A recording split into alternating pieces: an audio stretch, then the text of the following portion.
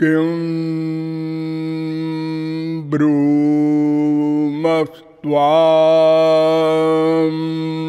यशोदे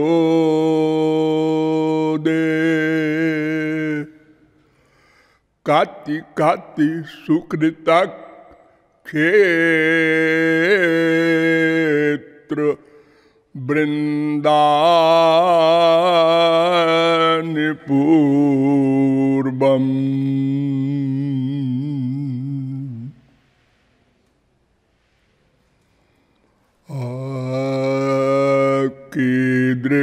कीदृग्विधानै काति काति सुकृतान्यर्जितानि त्वयैव नो शक्रो न स्वयंभूर् न च मदनरिपुर्यस्य लेभे प्रसादम्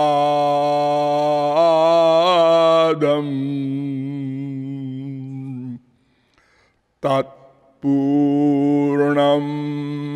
ब्रह्म विलुठति विलपत् क्रोधमारोढुकामम्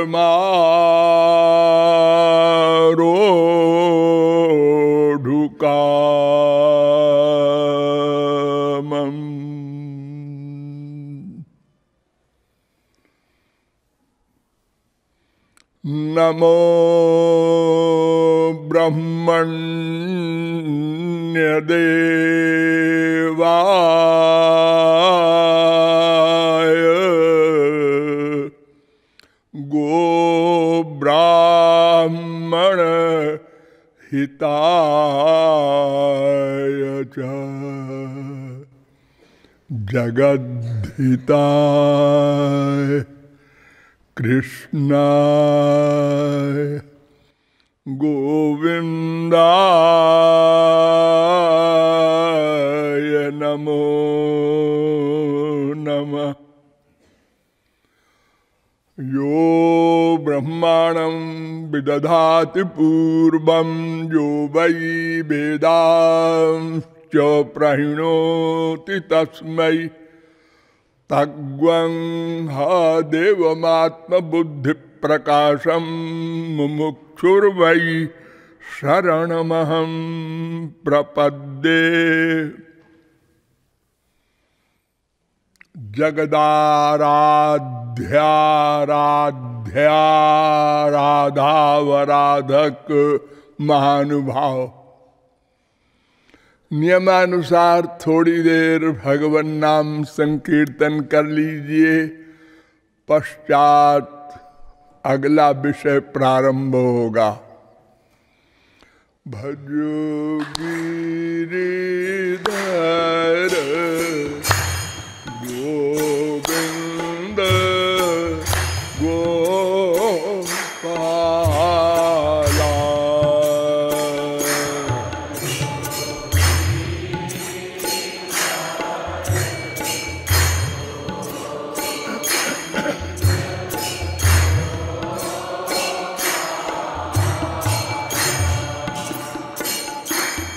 भजो गिरिधर गोविंद गोपाला।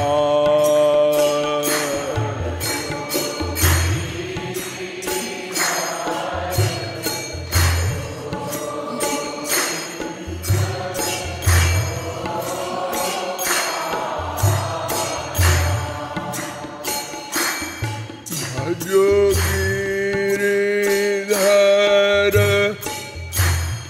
गोविंद गोपाला।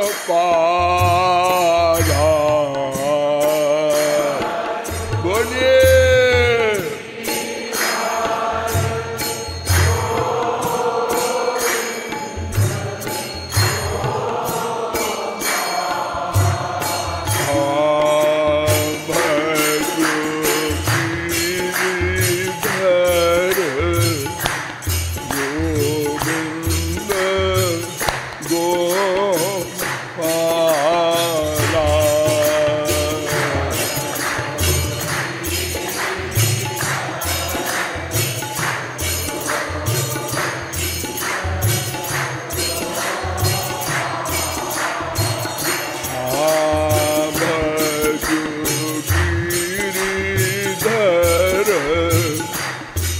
गोविंद गोपाला।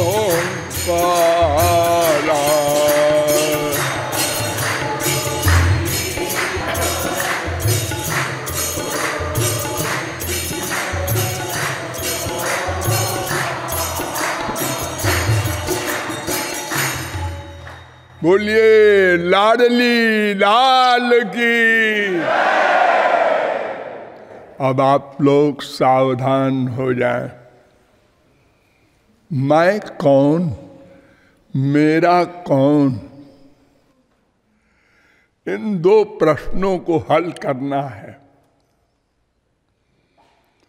तो किसी प्रश्न के हल करने में संक्षेपतः 3 प्रमाण काम में लाए जाते हैं।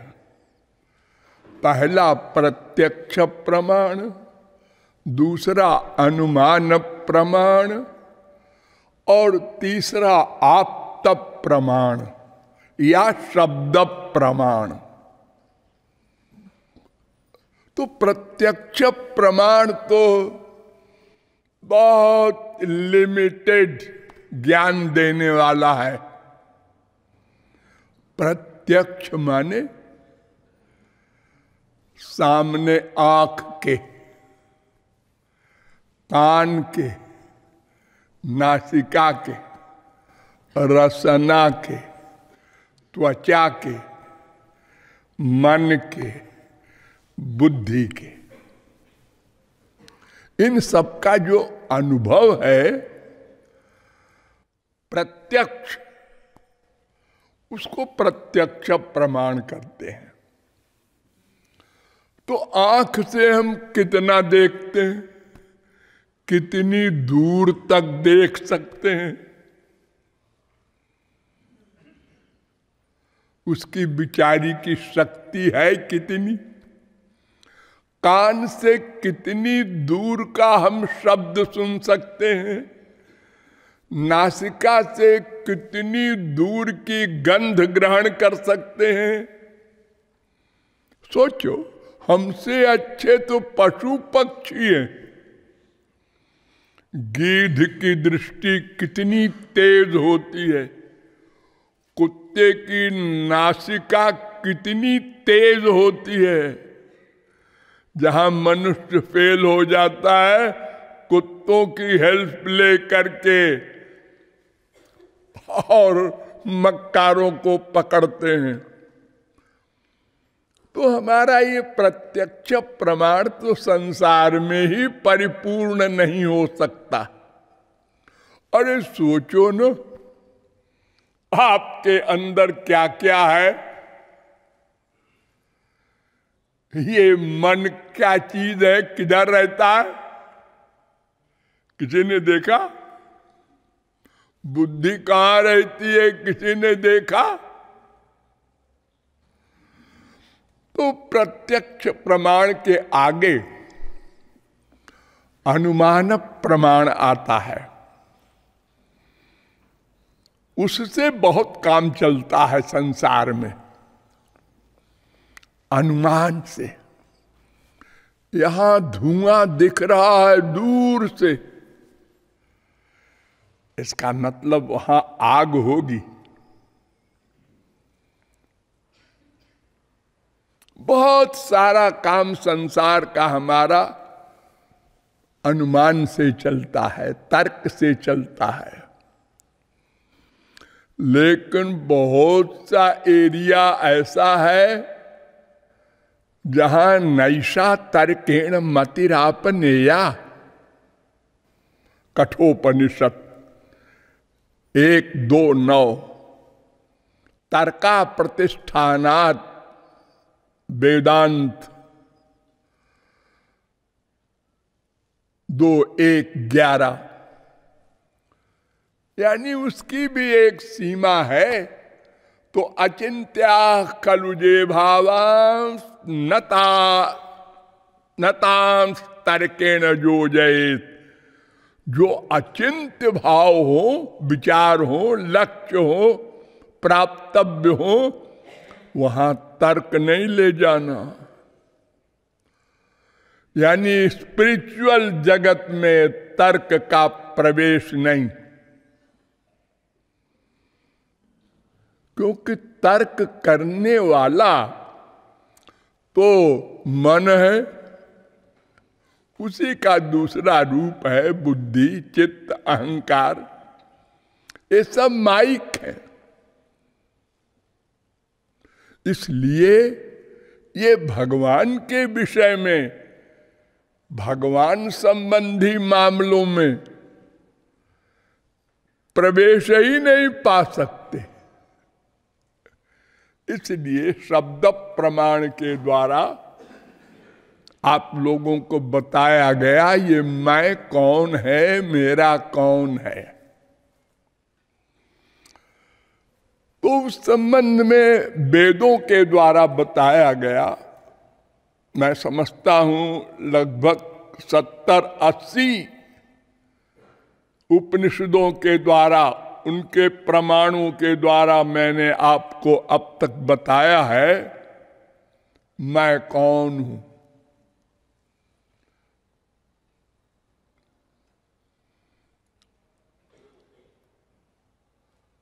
और वेदांत ने तो बड़ा सुंदर क्रमबद्ध चित्रण किया है, वेद व्यास ने। जो वेद न समझ सके तो वेदांत से समझ ले। जैसे नंबर 1, ब्रह्म जीव माया ये 3 तत्व अनादि हैं, ये तो वेदों से आप जान गए।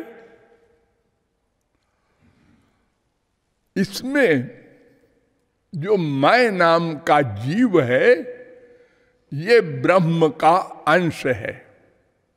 इसके विषय में वेदांत में 5 सूत्र बनाए गए। अंशो नाना विपदेशात मंत्र वर्णाच अपि च स्मर्जते प्रकाशादिवत नैवं परा स्मरन्ति च। ये 5 सूत्र हैं। 2 3 42, 2 3 43, 2 3 44, 2 3 45, 2 3 46। इसके बाद हम देह के आकार के बराबर नहीं हैं, इसके लिए 3 सूत्र बना दिए। एवंच आत्मा अकार्यम न च पर्यायादपि अविरोधो विकारा दिव्य अंत्यावस्थितेश्च उभय नित्यत्वात् अविशेषः। 2 2 32, 2 2 33, 2 2 34। अर्थात सदा जीव एक सा रहता है, वो बदलता नहीं कि हाथी में बड़ा बन जाए और चींटी में सिकुड़ जाए, ऐसा नहीं होता। वो उतना ही सूक्ष्म होता है। लेकिन जैसे प्रकाश होता है, ये लाइट है आपकी, हाँ, एक छोटे से कमरे में ये बल्ब जला दो, हाँ, और बड़े कमरे में जला दो, हाँ, और बड़े हॉल में जला दो, हाँ, सब में प्रकाश करेगा ये। ऐसे ये सूक्ष्म आत्मा चाहे चींटी के शरीर में हो चाहे हाथी के, वो सब में अपनी चेतना सारे शरीर में फैला देता है। और जीव अणु ही है, सूक्ष्म ही है। इसके लिए 9 सूत्र बना दिए। उत्क्रांति गत्या गति नाम स्वात्मना च उत्तर यो न अणु अतश्रुते रीति चेन्न इतराधिकारात् स्वशब्दोन्मानाभ्यांच अविरोधश्चंदनवत् अवस्थित वैशेष्यात् इति चेन्न अभ्युपगमात् हृदि गुणाद्वालोकवत् व्यतिरेको गंधवत् पृथगुपदेशात्।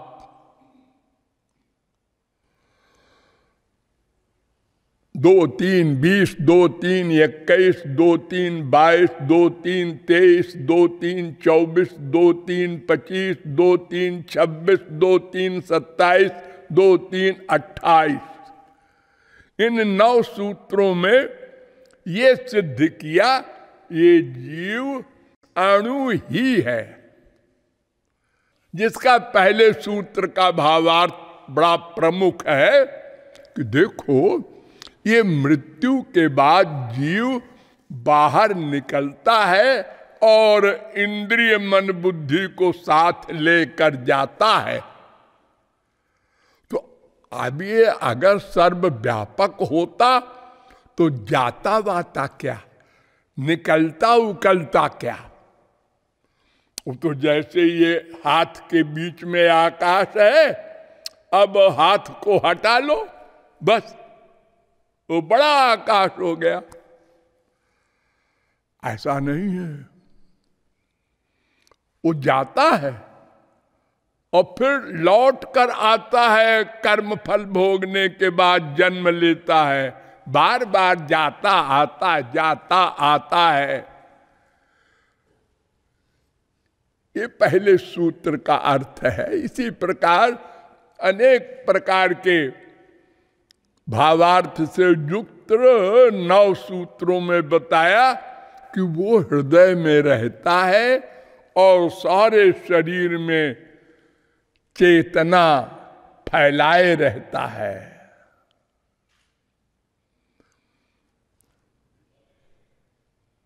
आलोमभ्य आनकेभ्य, सिर से पैर तक।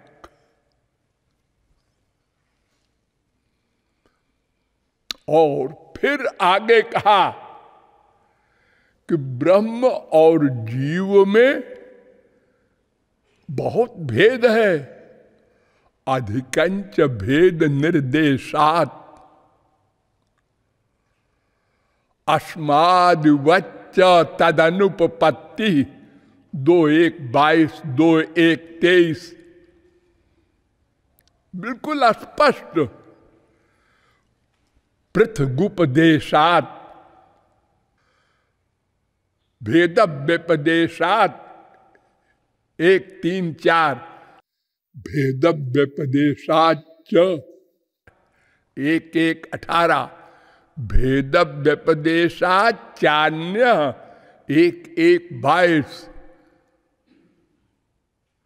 उभयेपि भेदे नैन मधीयते 1-2-21 संभोग प्राप्तिरिति चेन्न वैशेष्यात् 1-2-8 उभय व्यपदेशात् वही कुंडलवत् 3-2-26 प्रकाशस्य वद्वा तेजस्वात् 3-2-27 सुषुप्त उत्कांत्योर भेदेन 1-3-43 पत्यादि शब्देभ्य 1-3-44 अधिकोपदेशात् 3-4-8 स्थित्यदनाभ्याम च 1-3-6 ये तमाम वेदांत सूत्रों में ये सिद्ध किया कि जीव से ब्रह्म में बहुत भेद है। इसलिए जो ये भोलेपन में कहते हैं जीव ही ब्रह्म है, ये 100% सफेद गलत झूठा बकवास। और जो ये कहते हैं कि भाई हमारा मतलब ये है कि जब जीव माया से परे हो जाता है तब वो ब्रह्म के बराबर हो जाता है, ब्रह्म ही हो जाता है। ना ना, फिर आए वेदव्यास, उन्होंने इसके लिए भी सूत्र बना दिया, जगत व्यापार वर्जम भोग मात्र साम्य लिंगाच 4-4-17 4-4-21, अर्थात सृष्टि आदि करने का काम सिद्ध महापुरुष भी नहीं कर सकता, वो भगवान ही करते हैं। ये अंतर है। जो आनंद, जो ज्ञान और जो अमरत्व भगवान के पास है वो सब जीव को दे देते हैं। इसलिए सिद्ध महापुरुष में भी भगवान से भेद बना रहता है। ऐसा नहीं है कि वो भगवान बन जाता है।